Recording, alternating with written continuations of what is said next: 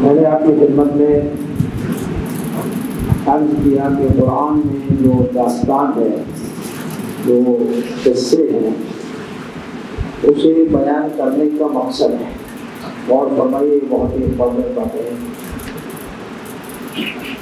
یہ دنیاوی ناول کی طرح نہیں ہے کہ پڑھا اور گزر گیا، نہیں، اس کے اندر بہت سارے سبق ہیں۔ زندگی میں جو سبق حاصل کرنے ہیں وہ تمام ان قصوں میں بیان کیے گئے ہیں۔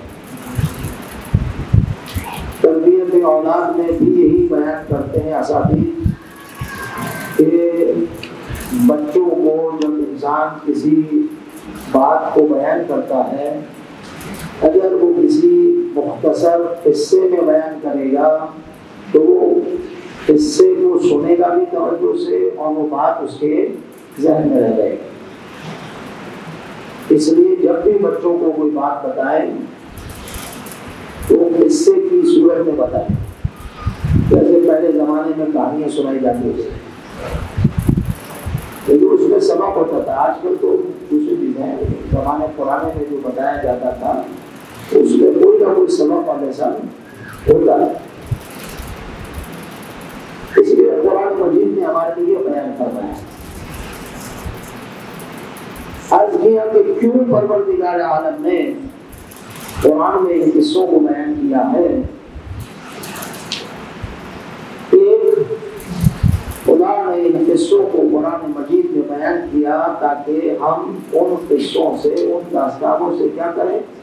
سبق حاصل کریں، فند و نصیحت، نصیحت حاصل کریں کہ یہ واقعہ جو قرآن میں بیان کیا گیا فلاں انبیاء کا، اس زمانے میں کیا ہوا، انبیاء نے کیسے ہدایت کی، جو ہدایت یافتہ ہوئے وہ کامیاب ہوئے، جو ہدایت یافتہ نہیں ہوئے ان کی حالت کیا ہوئی، اللہ نے عذاب نازل کیا، قرآن جو ہے یہ چیز۔ اس سے انسان کو کیا ملتی ہے؟ نصیحت۔ ٹھیک ہے، جیسے میں نے حضرت یوسف کا مثال دی تھی، بھائیوں نے حسد کیا، جس پر حسد ہوا وہ عزیز مصر بنا اور جنہوں نے حسد کیا وہ ذلیل و خوار ہو گئے۔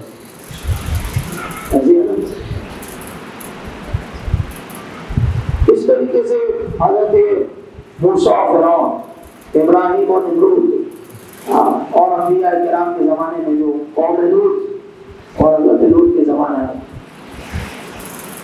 اب قرآن کی آیت آپ کی خدمت میں اس کی دلیل میں پیش کروں کہ قرآن کیا کہتا ہے، یہ بند و نصیحت ہے یا نہیں ہے، داستان، یہ قصے۔ اور فرمائیے خدا قرآن میں فرماتا ہے لقد کان فی قصصہم عبرۃ لأولی الالباب، اولی الالباب یعنی صاحبان عقل۔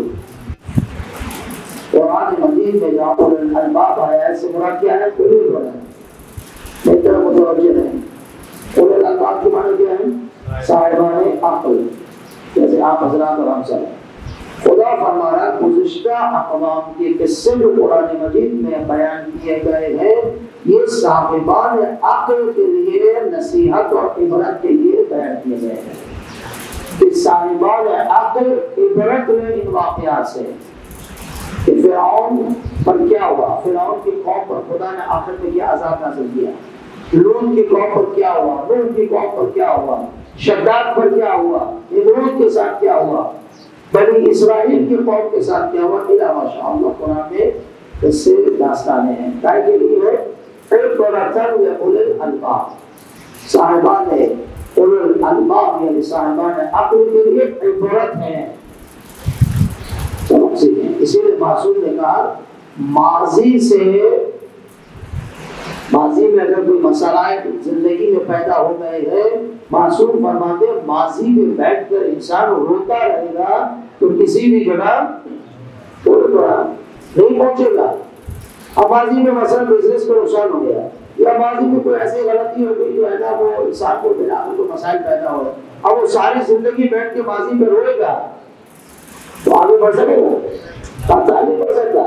مولا امیر فرماتے ہیں ماضی سے سبق سیکھو تاکہ آگے پھر وہ غلطیاں نہ کرو۔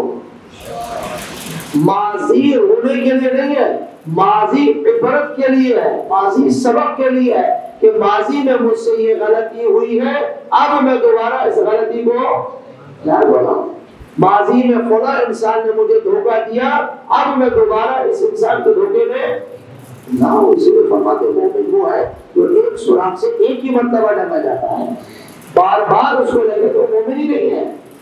مومن کو ہوشیار ہوتا ہے۔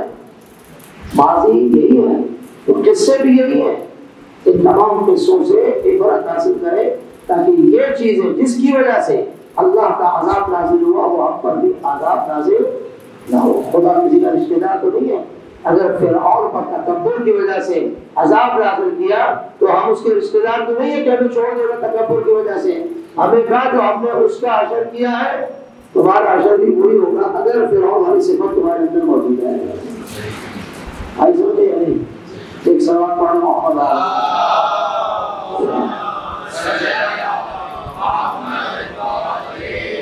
اور فرمائی عزیز باتیں بہت کم ملیں گی آپ کو۔ دوسری جگہ قرآن میں فرمایا وَذِكْرَىٰ لِلْمُؤْمِنِينَ، قصوں کو داستانوں کو مومنین کے لیے یاد دلاؤ۔ جتنا تم بیان کرو گے یہ مومنین سے سبق لیں گے۔ جیسے قرآن میں دوسری جگہ پر آیا فَذَكِّرْ إِنَّ الذِّكْرَ تَنفَعُ الْمُؤْمِنِينَ، لوگوں کے لیے تبلیغ کرتے رہو، احکامات بتاتے رہو، اچھی باتوں کا تذکرہ کرتے رہو، اسی میں مومنین کا فائدہ ہے۔ ایک بات کو ایک دفعہ، دو دفعہ، تین دفعہ، چار دفعہ کرتے رہیں گے، کہیں نہ کہیں اس کے لیے دل کا کوئی چناؤ کھولے گا اور اس کے لیے ہدایت کا سبب بن جائے گا۔ یہ نہیں کہ آپ نے ایک دفعہ کہہ دیا، نہیں، ایک دفعہ کہنے سے نہیں ہوتا، بار بار کہنا چاہیے، بار بار کہنا چاہیے، لیکن طریقہ کیا ہے وہ بھی آپ کے سمجھ ہے۔ تیسری جگہ خدا نے فرمایا فَقْصُصِ الْقَصَصَ لَعَلَّهُمْ يَتَفَكَّرُونَ، ان قصوں کو، ان داستانوں کو جو قرآن میں ہے بیان کرتے رہو، لَعَلَّهُمْ يَتَفَكَّرُونَ، تاکہ تم کیا کر سکو، اس میں غور کر سکو، فکر کر سکو۔ ٹھیک ہے نا دوستوں؟ بس پہلی دلیل قرآن مجید میں قصوں کو، داستانوں کو کیوں بیان کیا گیا 25 انبیاء کی؟ نمبر 1 اس لیے تاکہ ہم کیا کریں، عبرت حاصل کریں، نصیحت حاصل کریں اور اس سے سبق لے کر اپنی زندگی کو بہتر بنا سکیں۔ نمبر 1 دوسری دلیل جو مفسرین نے بیان فرمائی ہے اور علماء نے وہ یہ ہے کہ رسول خدا صلی اللہ علیہ وآلہ وسلم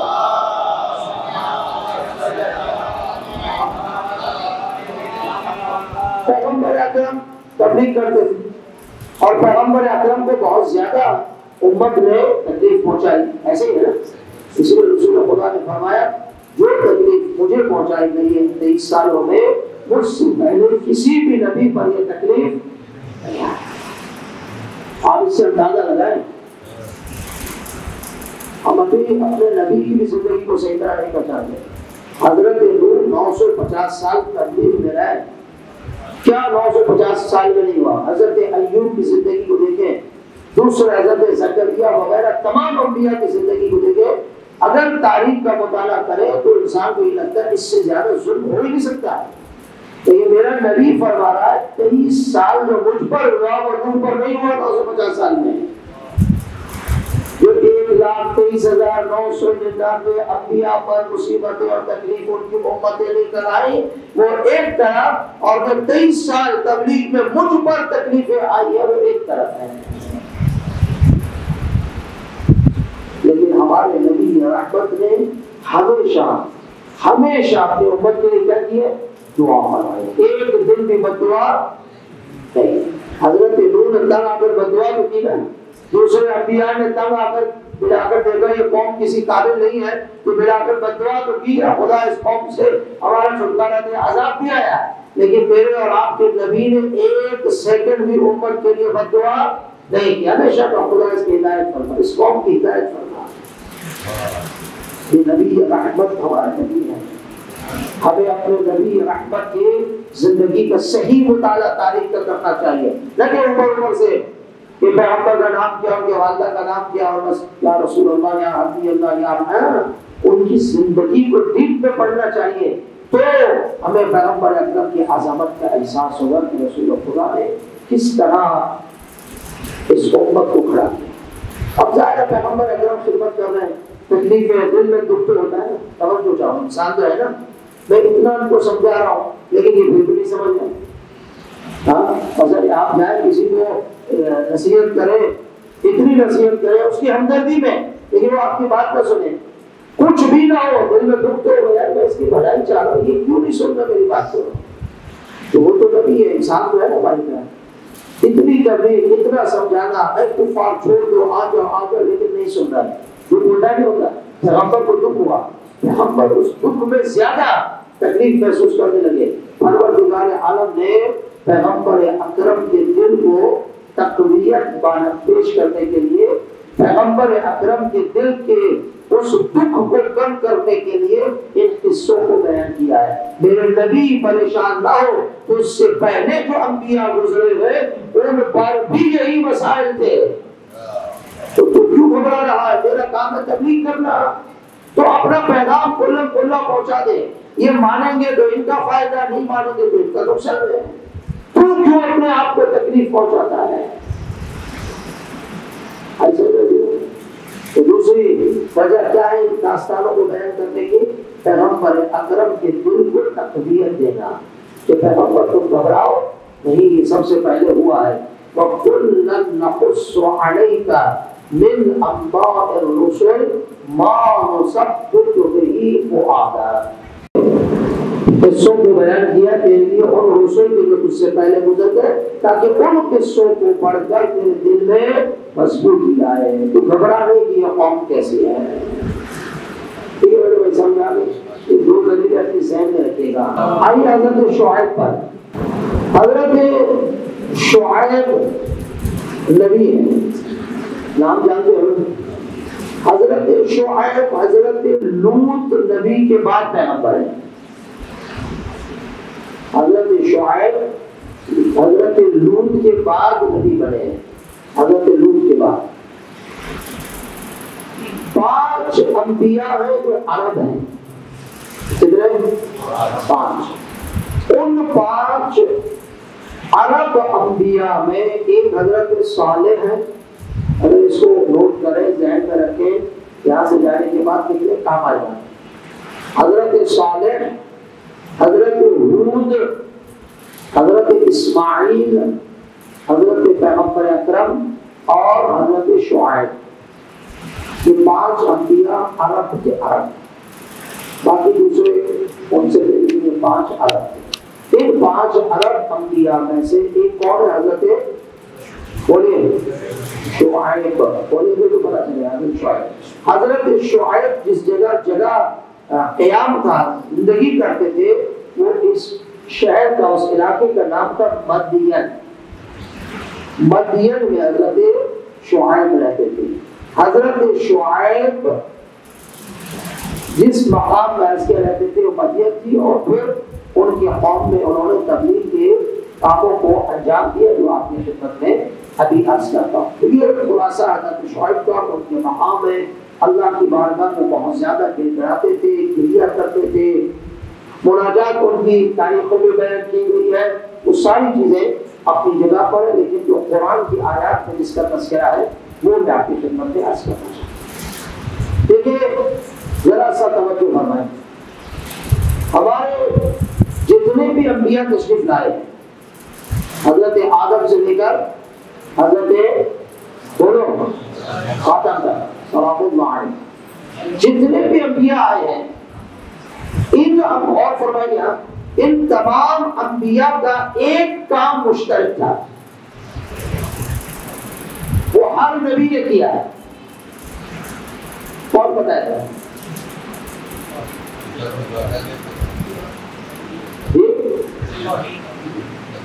تبلیغ تو ہے، وحدانیت یہ توحید کا پیغام ہے. دیکھیں حضرت آدم سے لے کر حضرت خاتم تک تمام انبیاء کا ایک کام مشترک تھا کہ لا الہ الا اللہ، توحید، خدا کے ساتھ کسی اور کو شریک نہ بنا. اس لیے کہ ہر نبی کے دور میں بت پرست تھے، آتش پرست تھے، بت پرست تھے، یہ ہر نبی کے 1,23,924 انبیاء کے زمانے میں تھا، کیونکہ ہر نبی کے دور کی امت بت پرستی اور دوسروں کو سجدہ کرنے کی خدا کے سوا، تو جو نبی آیا اس نے بت پرستی کی مخالفت کی اور توحید کا پیغام پہنچایا ہے۔ اس میں تو سب کیا ہے؟ بولیے، شریک ہے۔ ہر ایک کا کام یہ ہے، اس میں قرآن اٹھاؤ تو سب کو یہ کہتے لا الہ الا اللہ تو لا الہ الا اللہ، کوئی زیادہ کوئی کم، ٹھیک ہے نا؟ دوسرے انبیاء میں سب سے زیادہ توحید کا پیغام کس نے پہنچایا؟ حضرت پیغمبر کو چھوڑ کر حضرت ابراہیم نے۔ حضرت ابراہیم نے دوسرے انبیاء سے، پیغمبر کے علاوہ دوسرے انبیاء نے بھی توحید کا پیغام پہنچایا، بت پرستی کا مقابلہ کیا، لیکن دوسرے انبیاء کے مقابل میں حضرت ابراہیم کے دور میں بت پرستی عروج پر تھی۔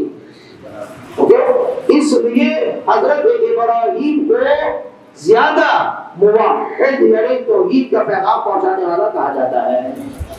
اس کا مقصد یہ نہیں کہ پہلے کا سب نے پیغام پہنچایا، لیکن کسی زمانے میں تھوڑے تھے، کسی میں زیادہ تھے، تو حضرت ابراہیم کے دور میں عروج تھا۔ جیسے انشاءاللہ آپ کی خدمت میں پڑھیں گے، حضرت ابراہیم جب آئیں گے تو ڈیٹیل میں بتائیں گے۔ یہ تو مسئلہ ہی ہوگا، اس میں جو ہے مسئلہ ہے۔ باقی غور فرمائیے، ہر نبی کے زمانے میں کوئی برائی ہوتی تھی تو اس بت پرستی کے علاوہ دوسری برائیاں ممکن حضرت آدم کے دور میں نہ ہو، حضرت یعقوب کے دور میں ہو، حضرت یعقوب کے دور میں ہو، یوسف کے دور میں نہ ہو۔ تو پھر ہر زمانے میں جو برائیاں ہوتی تھیں وہ مختص تھی اس نبی کے زمانے کے ساتھ۔ ایسا نہیں، ایک تو مشترک ہو کے بتا دیا، دوسرا وہ برائی اس زمانے کے ساتھ مخصوص تھی۔ مثلا حضرت لوط کے زمانے میں یہ برائی اور کسی بھی نبی کے زمانے میں نہیں تھی، لڑکوں کے ساتھ بدفعلی کا انجام دینا تھا، یہ فقط حضرت لوط کے زمانے میں تھا۔ تو اس برائی کا مقابلہ فقط حضرت لوط نے کیا ہے، کیونکہ دوسرے انبیاء کے زمانے میں یہ کام نہیں تھا۔ حضرت شعیب کے زمانے میں جہاں بت پرستی تھی وہاں ایک مخصوص کام حضرت شعیب کے زمانے میں تھا جو پہلے زمانوں میں نہیں تھا۔ وہ کیا تھا؟ ناپ میں تولنے میں جو ہے نا کیا کرنا؟ کمی کرنا۔ ناپ تول میں کمی کرنا یہ حضرت شعیب کے زمانے میں جو ہے نا وہ عروج پر تھا، دوسرے انبیاء کے زمانے میں نہیں تھا۔ اس لیے حضرت شعیب کی زندگی کو قرآن مجید میں پڑھیں گے تو اللہ نے حضرت شعیب کی توحید کے پیغام کے ساتھ ساتھ جو ناپ تول میں کمی کرنے والوں کے ساتھ حضرت شعیب نے مقابلہ کیا ہے اس کو قرآن مجید میں بیان کیا۔ بات سمجھ آ رہی ہے نہیں آ رہی؟ اب ناپ تول کے بارے میں قرآن مجید میں بھی آیات ہیں، وَيْلٌ لِّلْمُطَفِّفِينَ جب وہ وزن کو تولتے ہیں تو وہ کم کر دیتے ہیں، خدا کہتا لعنت ہو ان پر۔ اور روایات میں بھی بہت زیادہ سخت عذاب ہے۔ تھوڑا سا کم کرنے سے انسان پیسے والا نہیں بنتا، انسان کی زندگی میں برکت نہیں آتی، بلکہ انسان کی زندگی سے برکتیں اٹھ جاتی ہیں۔ اور اگر انسان تھوڑا وزن سے زیادہ دے دے گا تو اس کے مال میں برکت خداوند نے اتار دیتا ہے کہ یہ شخص اپنے ناپ تول میں کمی کو چھوڑو بلکہ یہ میری اطاعت کرتے ہوئے تھوڑا زیادہ کانٹے کو اس طرف کر کے دے رہا ہے، تو خدا کہتا ہے اس نے میری اطاعت میں یہاں زیادہ تھوڑا کیا ہے تو اب میں اس کو اپنے خزانے سے اتنا دیتا ہو تاکہ اس کو احساس ہو کہ کمی میں برکت نہیں ہے بلکہ زیادتی میں برکت ہے۔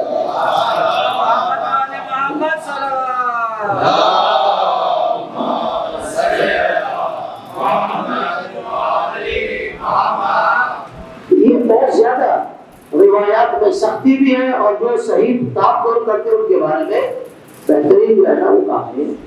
اب آپ یہاں تو ناپ توڑ ہے. ابھی آپ آج کے زمانے میں دونوں برائیوں کو جو میں نے آپ کی خدمت میں عرض کیا، حضرت لوط کے زمانے کی، حضرت شعیب کی، آج ناپ توڑ میں کمی نہیں ہو رہی.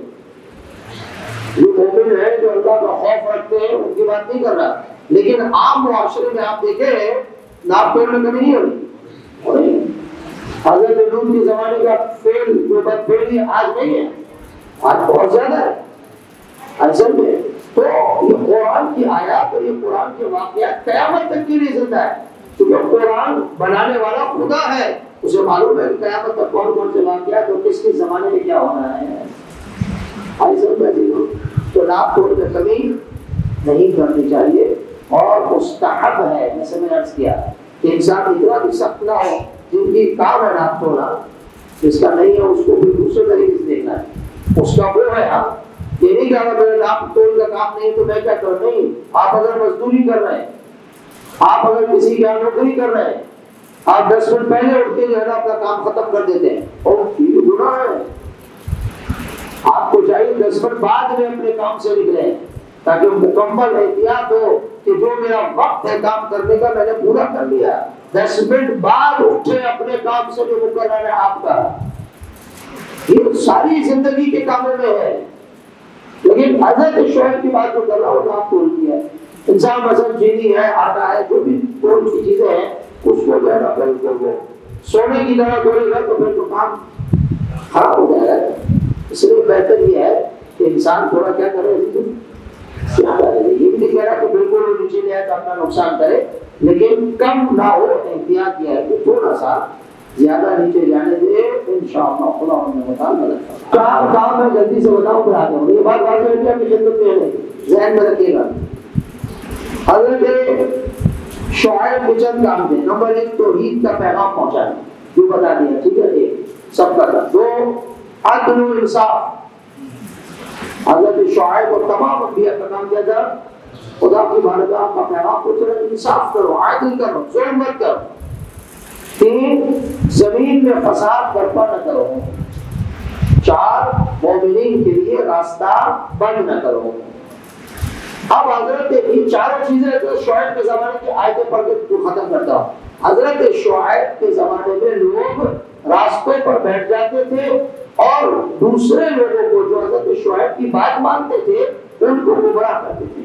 تو تم یہ بات مانو، یہ نام توڑ کا مسئلہ حضرت شعیب کہہ رہے کوئی ایسی بات نہیں ہے، ان کی باتوں میں مت جاؤ، یہ ساحر ہے، یہ مجنون ہے، یہ ویسی باتیں کر رہا ہے، یہ ہم جیسا ہے. اس طریقے سے راستے پہ بیٹھ کر کیا کرتے تھے؟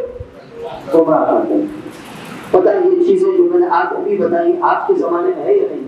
آپ گمراہ نہیں کیا جاتا ہے، کرتے جا رہا، چھوڑو کی باتیں ہیں لوگوں کی، سب چیزیں ہو رہا ہے دنیا میں، زمین میں فساد بھی پھیلایا جا رہا ہے. ہاں، تو یہ 5 خاص کام ہیں جن کو حضرت شعیب نے بیان کیا. آیتیں پڑھ دو. یا قوم اعبدوا اللہ ما لکم من الہ غیرہ. اے میرے قوم، اللہ کی عبادت کرو اور اللہ کے سوا کسی کی عبادت نہ کرو، کسی کو شریک نہ بناؤ. یہ توحید کا پیغام ہے. فَأَوْفُوا الْكَيْلَ وَالْمِيزَانَ وَلَا تَبْخَسُوا النَّاسَ أَشْيَاءَهُمْ. پیمان و ترازو کو متوازن رکھو، برابر رکھو، کم مت کرو اور لوگوں کی چیزوں میں کمی نہ کرو. وہی نام توڑ جس کا میں نے اپنی خدمت میں عرض کیا. وَلَا تُفْسِدُوا فِي الْأَرْضِ بَعْدَ إِصْلَاحِهَا. اصلاح کے بعد زمین میں فساد نہ کرو. جو اصلاح ہو گئی، ہدایت ہو گیا، اس میں فساد و فتنہ مت کرو. 4 وَلَا تَقْعُدُوا بِكُلِّ صِرَاطٍ تُوعِدُونَ وَتَصُدُّونَ عَنْ سَبِيلِ اللَّهِ مَنْ آمَنَ بِهِ وَتَبْغُونَهَا عِوَجًا. راستوں پر مت بیٹھو کہ اللہ پر ایمان رکھنے والوں کو ڈراؤ کہ اگر تم نے کم کر دیا یا اپنا زیادہ کر دیا تو مال کم ہو جائے گا، یہ ہوگا، فلاں ہوگا. مت ڈراؤ یا انہیں ان سے منحرف نہ کرو. وہ اگر ایک راستے پر آ چکے ہیں تو انہیں اس راستے سے ہٹانے کی کوشش نہ کرو. راستے سے ہٹانے کا کام کس کا ہے؟ شیطان کا ہے. شیطان بھی راستوں میں بیٹھا ہوا ہے، وہ بھی گمراہ کر رہا ہے، ادھر نہیں جاؤ، ادھر نہیں جاؤ، یہ نہیں کر، وہ نہیں کر، یہ تو لوگوں کی باتیں ہیں، یہ تو ایسی کہتے رہتے ہیں، ان کا تو کام یہی ہے. بولو ہزار لاکھوں کروڑوں باتیں ایسی ملتی ہیں سننے کو. لیکن انسان جو صاحب ایمان ہے وہ ان کی باتوں میں نہیں آنا چاہیے، کیونکہ خدا متعال نے ہمیں سب سے پہلے متوجہ کر دیا. واقعات قرآن مجید کے جو حضرت شعیب کی میں نے آپ کی خدمت میں عرض کی، کل آپ کی خدمت میں عرض کروں گا کہ جب یہ حضرت شعیب کے نام ہے، اب حضرت شعیب نے تبلیغ کیسے کی؟ بات سمجھ آئی نہیں؟ تبلیغ میں بھی کرتا ہوں، آپ بھی کرتے ہیں، سب کرتے ہیں، اپنی اپنی جگہ سب کرتے ہیں، ٹھیک ہے نا؟ آپ بھی کہیں نہ کہیں تبلیغ کرتے ہو، کسی کو ہدایت کرتے تبلیغ ہے، لیکن سوال یہ پیدا ہوتا ہے کہ اگر برائی ہمارے سامنے ہے، اس برائی کو روکنے کے طریقے کیا ہے جو قرآن مجید میں بیان فرمایا ہے؟ کسی نبی نے انشاءاللہ بتاؤ ڈائریکٹ کسی پر حملہ کیا نہیں، ڈائریکٹ حملہ اگر گناہ ہے، آپ کی داڑھی نہیں ہے، آپ بے نمازی، آپ کو کس نے حق دیا ہے؟ یہ تبلیغ نہیں ہے، یہ اور گناہ، یہ تضحیق ہے اس مومن کی جو آپ کر رہے ہیں، یہ غلط ہے۔ اگر آج آپ کو خدا نے توفیق دی ہے، نماز پڑھ رہے ہیں، آج سے آپ 40 سال 30 سال پہلے چلے جائیں، اپنے حالات کو دیکھیں، آہستہ آہستہ ہوا نا، تو ساری چیزیں آہستہ آہستہ ہوتی ہے، انسان غافل ہوتا ہے، دنیا کی مسائل میں ہوتا ہے، خراب دوست مل جاتے ہیں، بہت سارے مسائل ہوتے ہیں، ان سے نکالنے کے لیے طریقے ہیں، طریقے ہم میں نے پہلے بھی ابھی خدمت میں یاد کیا، ہمارے پاس تو لگ رہی ہے سر ہاتھ میں، بس دیکھتے ہیں تو غلطی کرے تو اس کو جانا وہ سر پہ نہیں مارتے ہیں، یہ نہیں دیکھتے اس کا نقصان کیا ہے، ایسے نہیں۔ وضو کسی کا غلط دیکھا تو شور شرابہ، نماز کو غلط پڑھنا، شور شرابہ، اس کو نماز نہیں آتی، بابا آتی نہیں آتی، وہ جائے اس کو خدا جائے، آپ کو اگر بتانا ہے تو صحیح طرح بتا دو۔ امام حسن حسین کا واقعہ ہم ہی بیان کرتے ہیں، آپ ہی بیان کرتے ہیں نا، کہ وضو غلط کر رہا تھا، امام نے تو نہیں کہا، وہ تو میں معصوم تھے، اگر وہ کہہ دیتے بوڑھے تیرا وضو غلط ہے تو وہ کیا برا مانتا؟ برا مانتا نہیں، وہ تو معصوم تھے، انہوں نے کہا، امام حسن نے حسین سے کہا میں وضو کرتا امام، تو وضو دیکھو میرا صحیح ہے نہیں، وہ اس عمل سے بوڑھے کو بتا رہے تھے اپنا وضو صحیح کر لیں۔ تو اگر ہمارے لیے ائمہ علیہ السلام سیرت ہے کہ یقیناً ہے، تو کیا وہ نہیں کر سکتے تھے؟ وہ کر سکتے تھے، نہیں کیا۔ ہمیں بتایا کہ تبلیغ کیسے کرنی ہے، ہمیں بتایا کسی کو سیدھے راستے پہ لانا تو کیسے لانا ہے۔